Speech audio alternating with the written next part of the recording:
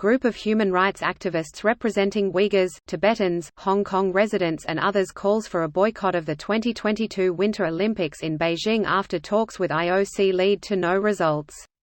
Here's a summary of the article. A coalition representing Uyghurs, Tibetans, residents of Hong Kong and others issued a statement Monday calling for the boycott, eschewing lesser measures that had been floated like diplomatic boycotts and further negotiations with the IOC or China. Advertisement: rights groups have met several times in the last year with the IOC, asking that the Games be removed from China. The situation where we are now is demonstrably worse than it was then, Tathong said, pointing out that the IOC said the 2008 Olympics would improve human rights in China. People have worked to engage with the IOC in good faith to have them understand the issues directly from the mouths of those most impacted, the Uyghurs at the top of that list and the Tibetans and others, Tathong said.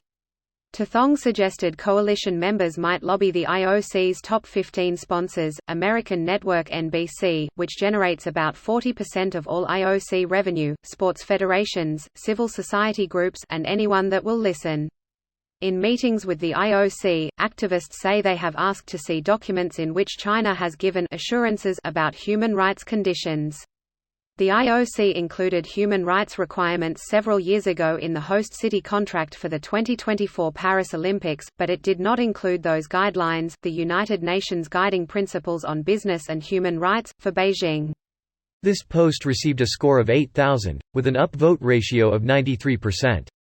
Here are the top comments in response to this article. No one cares about boycotting the Qatar World Cup either. Everyone will happily watch it. Unlike the World Cup, I might boycott the Winter Olympics by forgetting they're on. But forgetting has never been for a better cause.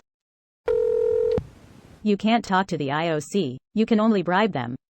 I mean, the list of reasons to boycott the Olympics is ridiculously long and horrible. Even if we ignore everything else, the existence of the Olympics causes massive displacement of poor people and replaces them with a deteriorating Olympic village.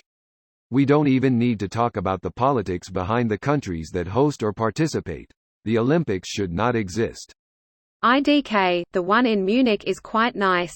Canada knew how to do a Winter Olympics properly when it did one in Calgary in 1988. Everything was ready ahead of time, everything built for or used for the Games is still in use and the Games made money. IMHO The Winter Games should be hosted there permanently. That was to make up for the mega-corruptions in Montreal in 1976. For every cement truck that unloaded at the Olympic Stadium the government was billed for $5 and paid. How exactly are they qualified to represent millions of people? Do majority of the Uyghurs, Tibetans, Uyghurs agree to be represented by them? Most of these groups are funded by the U.S. State Department and basically shell organizations that promote U.S. foreign policy.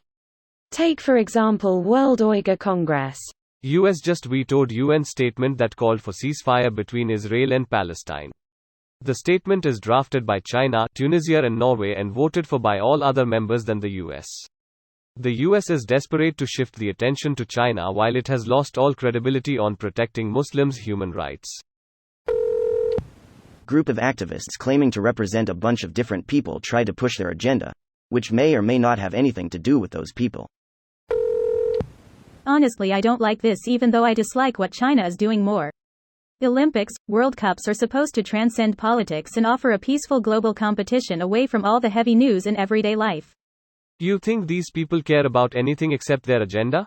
Exactly. If it were up to them, Olympics would have 15 tiny countries and everyone else left out for failing a purity test. World ain't perfect and international sports can open doors to broader cooperation. Over. Under the Kia managing that boycott site? The correct terms to use to describe what's happening would be fringe conspiracy theorists trying to promote the political agenda fail to convince anyone who matters due to a total lack of evidence supporting their allegations. Another way to describe it would be political extremists manipulated by foreign propaganda are trying to engage in anti-democratic direct action but can't even convince the people responsible for their views to support them, or secessionists and traitors try to get support from hostile foreign regimes but fail. Boycotting Xinjiang cotton over forced labor allegations severely harmed Uyghur populations in Xinjiang, leading to Xinjiang citizens suing U.S. politicians and companies over defamation, while the Chinese general populations boycotts all companies that fell for that specific conspiracy theory, effectively ruining the Chinese business forever. Anyone who supports these extremist groups is a fool that will only shoot themselves in the foot over baseless allegations of wrongdoing. This video was automatically created by Reddit to speech. The article and comments in this video were selected from Reddit according to their upvotes, and any paraphrasing was performed by smmry.com, without any human intervention.